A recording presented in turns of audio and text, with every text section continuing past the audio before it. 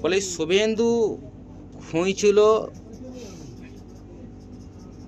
দিয়ে পায়নি, দিলীপ ঘোষ পেয়েছে একটা,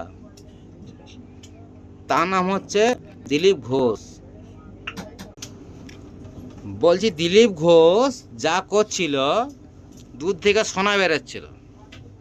আমরা সোনার কাজ করি, আমাদের প্লাস্টার থেকে সোনা বেরোয়নি, বুঝলে তো। দিলীপ ঘোষকে একটা কথা বলবো আমি, বললেই এখন কাজ হচ্ছিল, তোমরা এই তো গান মারাচ্ছিলে, ওসব করে করে ওর বাংলাকে বরবাদ করছিলে। বাংলা গেল কাদের কাঁড়ে, আর তোমরা আমার শুভেন্দু দাদা, সেও তো আবার চুতিয়া হয়ে গেছে।